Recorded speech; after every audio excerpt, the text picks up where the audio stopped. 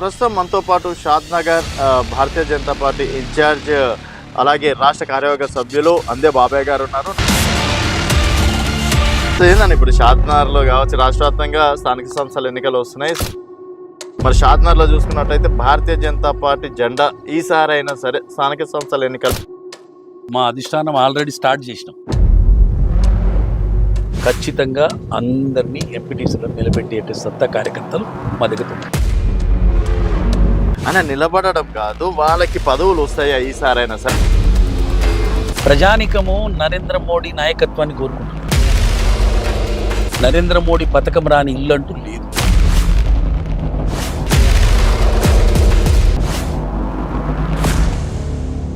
కరెక్టే అన్న. ఇప్పుడు స్థానిక సంస్థల ఎన్నికలు చూసుకున్నట్టయితే లోకల్లో మనం ఏం చేసినామో లోకల్ ఒక సరైన నాయకుడిని చూసి ఓట్లేస్తారు కదా. షాద్నగర్లో చూసుకున్నట్టయితే కార్యకర్తలకు ధైర్యంగా అందే బాబన్న ముందలు ఉంటాడా అంటే ఏం చెప్తారు?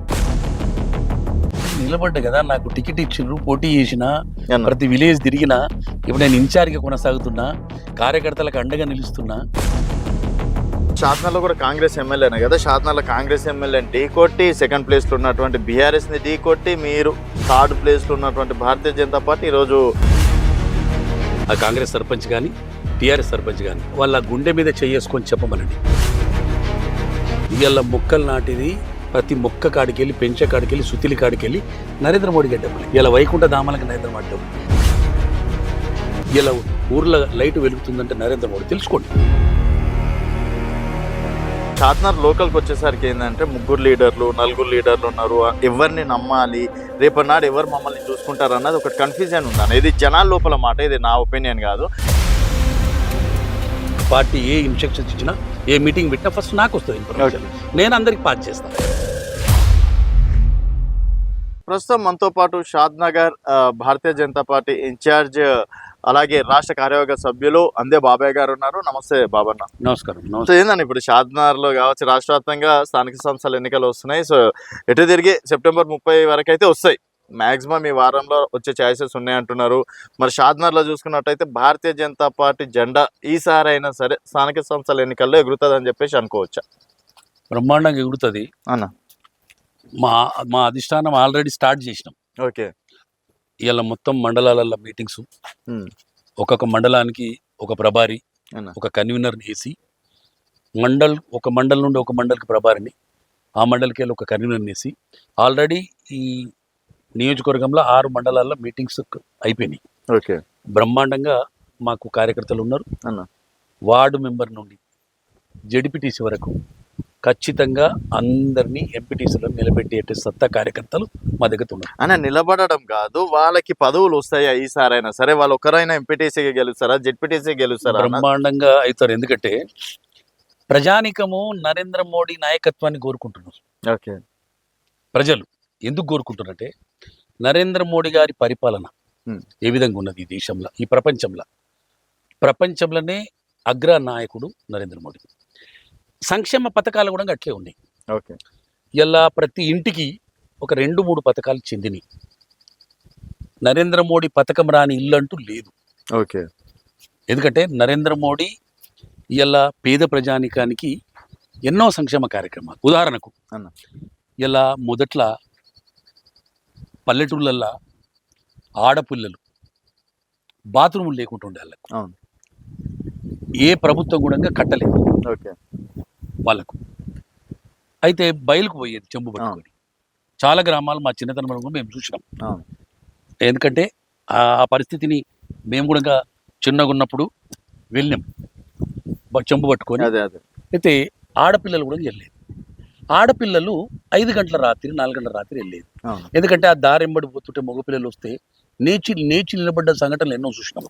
అది నరేంద్ర మోడీ గారు గమనించి, అరే నా ఆడపిల్లలు, నా ఆడబిడ్డలు, నా అక్క చెల్లెళ్ళు, నా తల్లులు ఇట్లా చెంబు పట్టుకొని బయటికి పోవద్దు, వాళ్ళు ఇజ్జతుగా బతకాలి అని ప్రతి ఇంటికి బాత్రూమ్ కట్టించిన ఘనత ఈ దేశంలో నరేంద్ర మోడీ గారికి. కరెక్టే అన్న. ఇప్పుడు స్థానిక సంస్థల ఎన్నికలు చూసుకున్నట్టయితే లోకల్లో మనం ఏం చేసినామో లోకల్ ఒక సరైన నాయకుడిని చూసి ఓట్లేస్తారు కదా.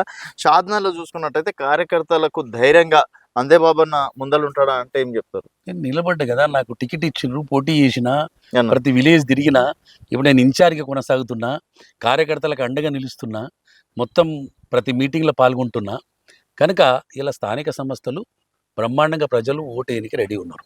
ఓకే. నేను ఒకటే ఎగ్జాంపుల్ చెప్పిన నీకు. రెండవది ఫ్రీ బియ్యం. ఒకనాడు అన్నం తినే పరిస్థితి లేకుండే ఈ ఈ ఈ రాష్ట్రంలో, దేశంలో. అన్న. అయితే ఎన్టీ రామారావు వచ్చిన తర్వాత 2 రూపాయల కిలో బియ్యం పెట్టిన తర్వాత ఇవాళ నరేంద్ర మోడీ ఇవాళ కరోనా వచ్చిన టైంలో రూపాయి కూడా లేని పరిస్థితిలో ఇవాళ నా ఆడపడుచులు, నా కూతుర్లు, నా బిడ్డలు అన్నంకు మలమల మాడొద్దని ఫ్రీ బియ్యం పథకం ఇలా 5 కిలోలు ప్రతి ఇంటికి, వైట్ కార్డు ఉన్న ప్రతి ఇంటికి 5 కిలోలు, అంత్యోదయ కార్డుకు 30 కిలోలు అన్న. ఇవ్వడం జరుగుతుంది. నేనేమంటున్నాను సార్, ఇప్పుడు నరేంద్ర మోడీ గారు ఎకరానికి 2,000 రూపాయలు వేస్తున్నారు. సో మరుగుదొడ్లు, తర్వాత వైకుంఠ ధామాలకు కూడా నరేంద్ర మోడీ గారి పైసలు ఉన్నాయి, అది అందరికీ తెలిసిన విషయమే. జనాల లోపలికి ఈ పథకాలు తీసుకెళ్లడంలో భారతీయ జనతా పార్టీ షాద్నాలా ఫెయిల్యూర్ అవుతుందా? ఎందుకు ఫెయిల్ అవుతుంది? మేము పథకాలు తీసుకొని ఇలా డీకేఆర్ నమ్మని గెలిపించుకున్నాం కదా. ఓకే. ఇలా డీకేఆర్ నమ్మ పోటీ చేసినప్పుడు 1 రూపాయి కూడా మేము ఎక్కడ కూడా వాళ్ళ కార్యకర్తలకు ప్రజలకు ఇయ్యలే. నరేంద్ర మోడీ నాయకత్వాన్ని మేము ఇచ్చిన పథకాలు అన్న. దీనిలో ఒక కాదు, రైతాంగానికి 24,000 రూపాయలు ఇస్తున్నాం. రైతులకు చెప్పినాం, ఓకే. అయ్యా ఫర్టిలైజర్ మీద ఒక డిఏపి బస్తా కంపెనీల 3,500కి తయారవుతుంది, కానీ మీకు 1,350కి అందిస్తున్నాం. మిగతా సబ్సిడీ నరేంద్ర మోడీ. ఒక డిఏపి 4,000 రూపాయలకు తయారవుతుంది, 1,750కి మీద అందిస్తున్నాం.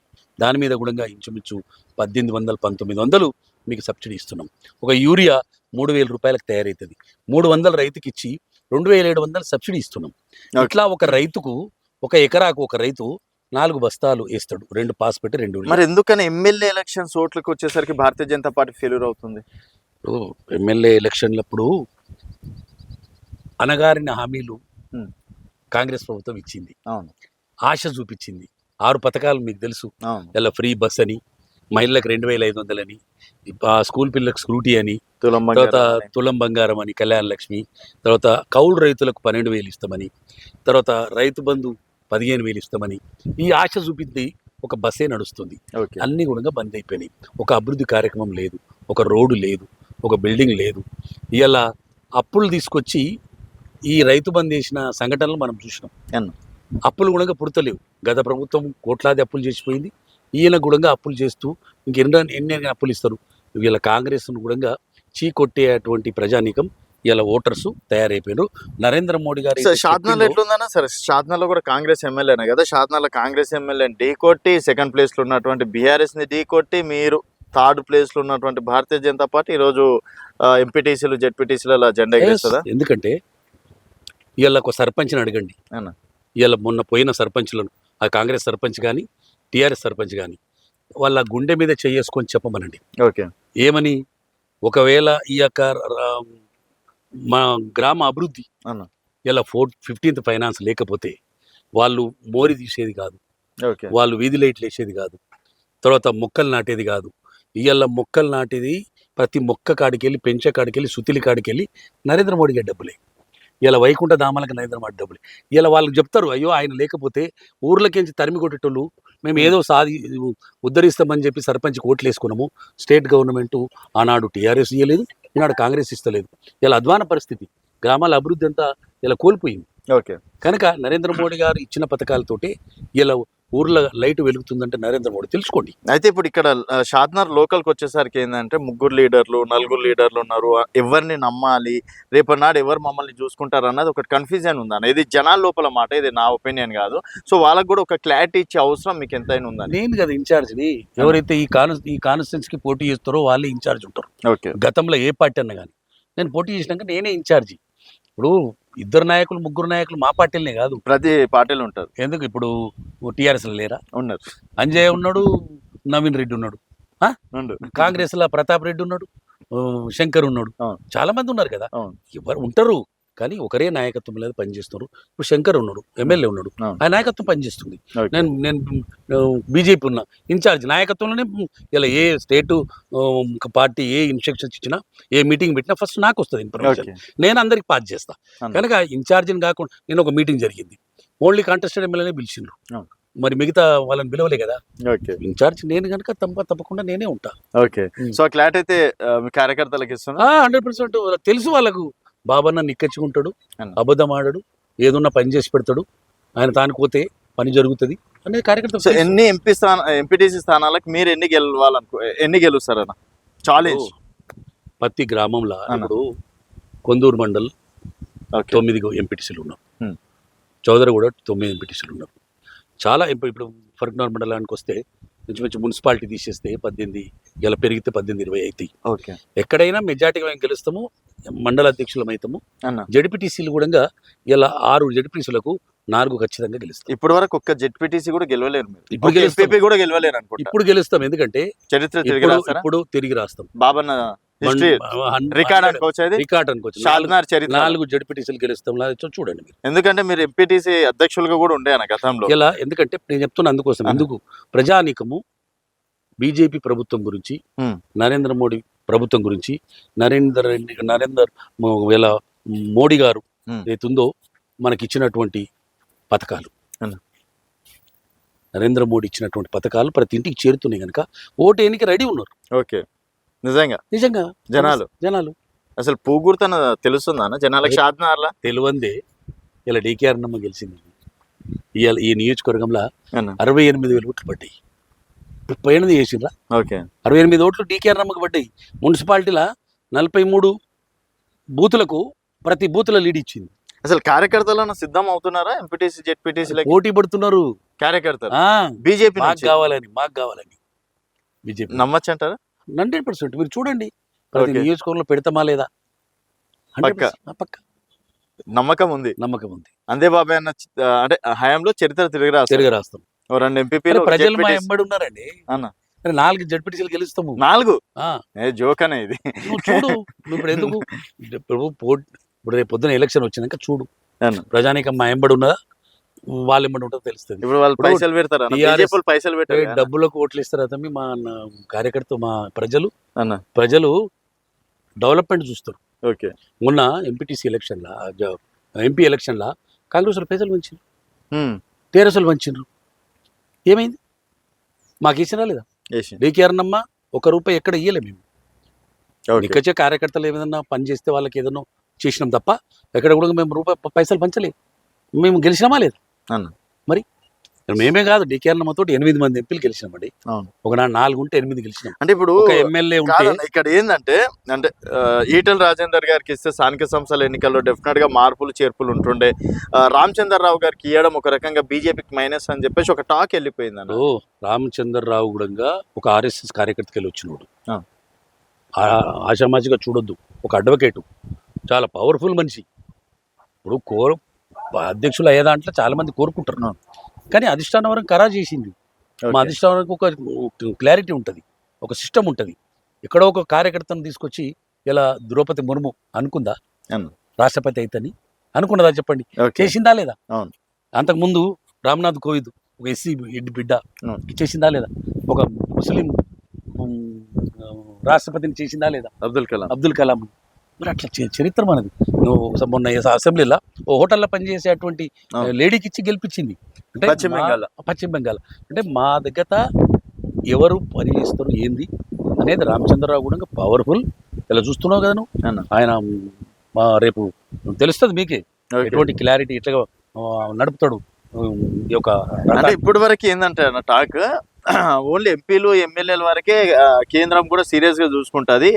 ఇక్కడ స్థానిక సంస్థల ఎన్నికలు వచ్చేసరికి చాలా లూజ్ వదిలిపెడుతుంది. ఇప్పటి వరకు పదవులు బీజేపీ కార్యకర్తలు తప్ప కాంగ్రెస్ వాళ్ళు, టీడీపీ వాళ్ళు, టీఆర్ఎస్ వాళ్ళు అనుభవించారు, కానీ బీజేపీ వాళ్ళు అనుభవించలేదు. ఇప్పుడు ఇంకా రిజర్వేషన్స్ ఖరారు కాలే, ఇంకా నోటిఫికేషన్ రాలే, కానీ మేము వర్క్ స్టార్ట్ చేసినాం బీజేపీ వరకు. ఇలా టీఆర్ఎస్ ప్రజల తను కోతలేదు, కాంగ్రెస్ ప్రజలకు ఆల్రెడీ మేము మీటింగ్ స్టార్ట్ చేసినాం. మా కరపత్రాలను ఇంటింటికి చేరవేస్తున్నాం. ఆల్రెడీ మీటింగ్స్ పెట్టాం. మీటింగ్ పెట్టి కార్యకర్తలంతా పోగు చేసి మీరు ఇలా ఎలక్షన్స్ వస్తున్నాయి, యుద్ధానికి రెడీ కావాలి, సన్నద్ధం కావాలి, మీరు ఎవరో. ఇక్కడ కూడా ఏంటంటే కార్యకర్తలు మాకు డబ్బులు ఇచ్చి ఎంకరేజ్ చేసే నాయకుడు లేడు అని చెప్పేసి టాక్. బీజేపీలో కూడా నడుస్తుందా? డబ్బులు ఉంటాయి అన్న, ఏదన్నా డబ్బులు ఇస్తారా? ఎక్కడైనా ఉందా డబ్బులు ఇచ్చేది? టాక్ వచ్చింది కాబట్టి అడుగుతున్నాను నేను. డబ్బులు ఎక్కడ ఇయ్యరు. ఇప్పుడు ఎన్నికల కమిషన్ ఏం చెప్తుంది, ఎంత టార్గెట్ పెడుతుంది? డబ్బులు ఎక్కడ నియమంటదా? అవి కూడా ఏంటంటే ట్రాన్స్పోర్టు, కార్లో కిరాయిలు కానీ, డీజిల్ కానీ గది పెట్టమంటది. కానీ నువ్వు డబ్బులు ఇచ్చే వ్యవస్థ ఎక్కడికి వెళ్ళింది? ఎక్కడ ఉండదు డబ్బులు ఇచ్చేది. మా కార్యకర్తలు పనిచేస్తున్నారు, మా నరేంద్ర మోడీ పథకాలు ఇంటింటికి చేరినాయి. ప్రజలు తప్పకుండా మాకు ఓటు వేయడానికి రెడీ ఉన్నారు. ఓకే. అండ్ ఇప్పుడు బీసీ సెంటిమెంట్ ని తీసుకొస్తున్నారు. భారతీయ జనతా పార్టీ బీసీలకి ఆపోజిట్ అని చెప్పేసి కాంగ్రెస్ ప్రచారం చేస్తుంది. బీఆర్ఎస్ కూడా దానికి తోడవడం అనేది జరిగింది. ఒక బీసీ బిడ్డగా నిజంగా బీసీలకు అన్యాయం చేస్తుందా బీజేపీ? బీసీ బిడ్డనే ప్రధానమంత్రి ఉన్నాడు. అవును. ఫస్ట్ టైం ఈసారి 26 మంది పైచిలకు మంత్రులను చేసిన ఘనత బీసీలకు. అవును. బీసీలను ఇప్పుడు ఉన్నటువంటిది 26 పైచులకు మంత్రులను చేసినటువంటి ఘనత. నరేంద్ర మోడీ ఒక బడుగు బలహీన వర్గాల ఆశాజ్యోతి. ఒక టీ అమ్ముకొని కింది స్థాయి వాళ్ళు ఏ విధంగా బతుకుతారు, ఏ విధంగా వాళ్ళను డెవలప్ చేయాలనే దాంతో ఉన్నది ఏదైతే ఉందో బీసీ రిజర్వేషను. అక్కడ ఏమంటే కొంతమంది ఓసీలు కూడా దాంట్లో కలిసినరు, అది తీసేయండి. ఇప్పుడు 42% కొంతమంది ఓసీలు మేము బీసీలమని వస్తున్నారు, ఒక తెగ. అదే వాళ్ళని తీసేసి నిక్కచ్చిగా బీసీలను పెట్టండి, తప్పకుండా చేస్తామంటుంది. ఓకే. బిల్ పాస్ చేస్తుంది. క్లారిటీ ఉంది, క్లారిటీ. ఒక తెగని తీసేస్తే, ఎందుకంటే వాళ్ళు ఓసీలు, మేము బీసీలమని వస్తున్నారు. వాళ్ళని పక్కకు జరపండి, పక్కకు జరిపితే మేము ఇచ్చేస్తామంటున్నారు. ఓకే. మరి ఓసీలు కాండ్లు అనుకోండి, ఇంకోరు అనుకోండి. ఇప్పుడు ఓసీలకు కొంత 10% ఇచ్చినాం గతంలో కదా, అద్దెరేకం. దీంట్లో మళ్ళీ ఒక 10%కి వస్తున్నారు. ఇక 10% తీసేస్తే 32% బీసీలకు. ఇలా 58% ఉన్న బీసీలు ఎటుకెళ్ళైతుంది కనుక వాళ్ళని తొలగించండి. స్టేట్ గవర్నమెంట్ ఒకటే ఇన్స్ట్రక్షన్స్. ఎవరైతే ఓసీలలో ఉన్నటువంటి వాళ్ళు, నేనేమంటున్నా, రేపు నాడు ఒకవేళ కన్ఫర్మ్ అయింది అనుకోండి, సో ఆ క్రెడిట్ మీకు వస్తుందా లేకపోతే కాంగ్రెస్కి వస్తుందా? కాంగ్రెస్ వస్తుంది, ఇచ్చేది మేము కదా. అంటే వాళ్ళు చేసి పంపినారు, దాన్ని ఆమోదించాలి ఎవరు? మేమే కదా. అవును, మాకు వస్తుంది. సగం వాళ్ళకు వస్తుండొచ్చు చేసినందుకు, మాకైతే వస్తుంది కదా. సో ఇప్పుడు షాద్నగర్లో పోటీ ఎవరెవరికి ఉండొచ్చు అంటారు? ఏమి ఇట్లా అంటున్నావు? కాంగ్రెస్ కు మాకే. అంతే. బీఆర్ఎస్ ఎక్కడిది? చచ్చిపోయిన పామది. ఏమో మీరు బీఆర్ఎస్ ఒకటే అంటారు. వాళ్ళ కుటుంబంలో కుటుంబ కలహాలు రేచిపోయినాయి. బిడ్డో దిక్కు, తండ్రి దిక్కు, కొడుకో దిక్కు నడుస్తుంది కదా. అది ఇక్కడ షాద్నగర్లో కూడా కార్యకర్తలు ఇంకా స్ట్రాంగ్ గానే ఉన్నారని ఉన్నారు. మాకు మొన్న ఓటేయలేదా బీజేపీకి?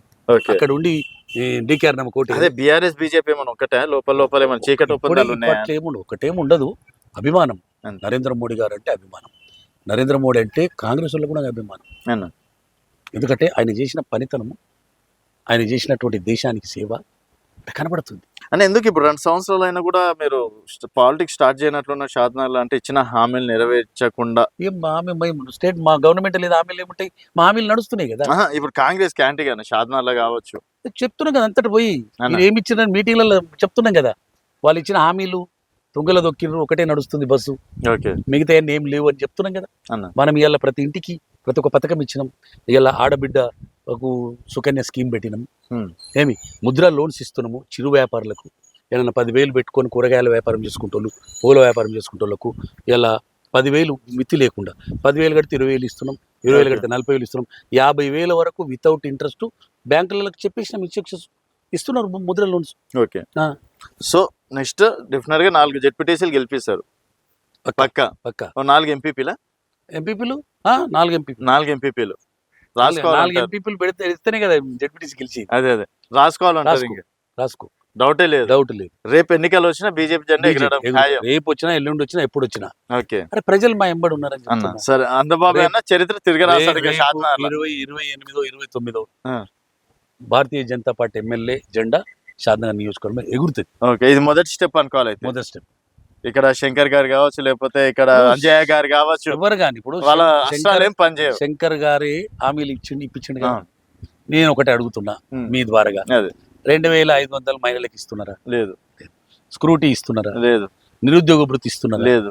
కౌలు రైతులకు పైసలు ఇస్తున్నారు? లేదు. మరి ఏడికెళ్ళి చెప్పు.